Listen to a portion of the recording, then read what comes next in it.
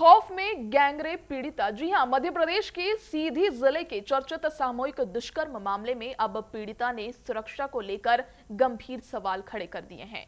नाबालिग पीड़िता का आरोप है कि घटना के बाद से उसे और उसके परिवार को लगातार धमकियां मिल रही है। पीड़िता का कहना है कि वे पिछले 20 दिनों से घर में कैद होकर रहने पर मजबूर है और आरोपी पक्ष उस पर केस वापस लेने का दबाव बना रहा है।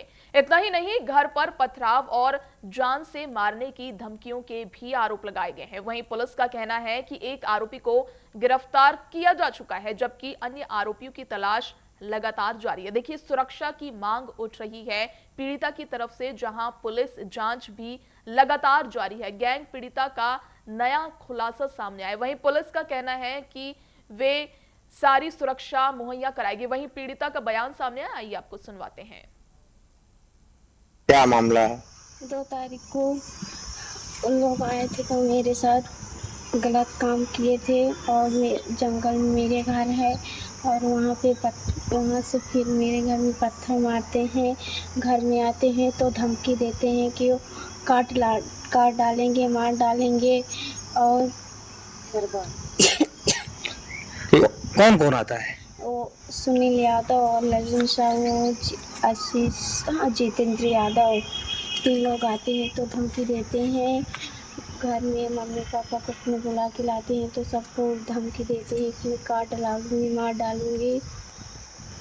मतलब प्रताड़ित कर रहे हैं, परेशान कर रहे हैं आपको? हाँ, घर से मैं बाहर नहीं निकली। आज 19 दिन हो रहा है, मैं घर से बाहर नहीं निकल पा रही हूँ। पुलिस को सूचना दी थी आपने? हाँ, 2 दी थी। तो क्या हुआ अभी तक? अभी कुछ नहीं हुआ, उन लोगों को छोड़ दिए हैं।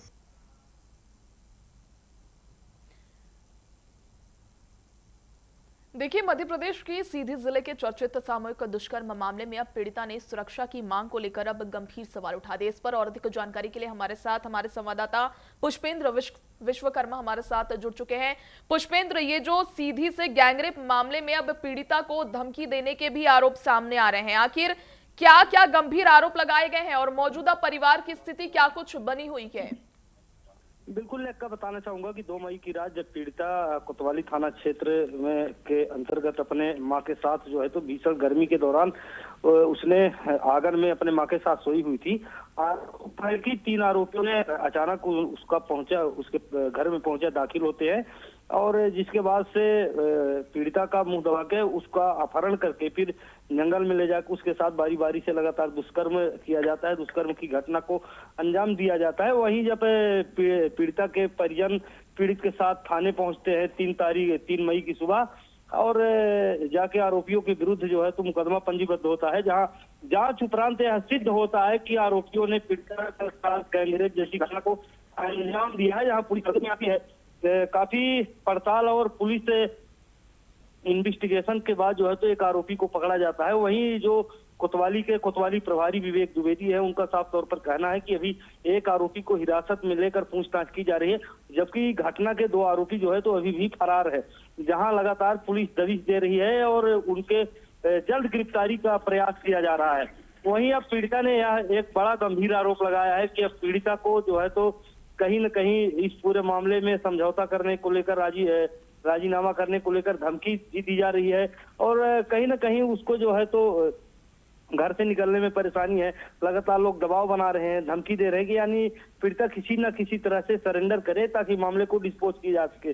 पीड़िता ने जो है तो पुलिस से इस बात की भी गुहार लगाई है कि हमारी सुरक्षा मुहैया प्रशासन द्वारा कराया जाए, पुलिस प्रशासन द्वारा। और वहीं पर यदि हम बात करें तो थाना प्रभारी का स्पष्ट रूप से कहना है कि यदि इस तरह की वारदात हो रही है, यदि धमकी मिल रही है, इस तरह की शिकायत हमारे पास आती है तो निश्चित रूप से पीड़िता के साथ हर एंगल पर हर वक्त जो है तो पुलिस प्रशासन है, पूरी सुरक्षा मुहैया कराएगा।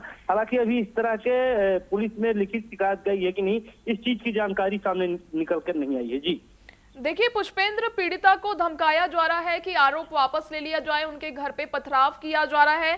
पुलिस प्रशासन क्या कुछ उनके परिवार की सुरक्षा और पीड़िता की सुरक्षा के लिए कोई कदम उठाने की बात कह रही है? नहीं, बिल्कुल हमने अभी आप हाल ही में बताया, लेकिन फिर से रिपीट कर रहा हूं कि साफ तौर पर जो विवेक द्विवेदी है कोतवाली प्रभारी, उनका साफ तौर पर कहना है कि इस तरह से पीड़िता के साथ किसी भी प्रकार से कोई भी आपराधिक तत्व के लोग धमकाते हैं, डराते हैं, उन्हें दबाव बनाते हैं, तो जिसके साथ पुलिस प्रशासन लगातार उनके साथ हर एड़ी चेड़ी मिला के खड़ी हुई है ताकि उनके साथ किसी भी तरह की कोई भी वारदात ना हो। हालांकि अब पुलिस में इस बात की शिकायत, धमकी की शिकायत हुई कि नहीं, इसकी जानकारी नहीं निकल कर आई है।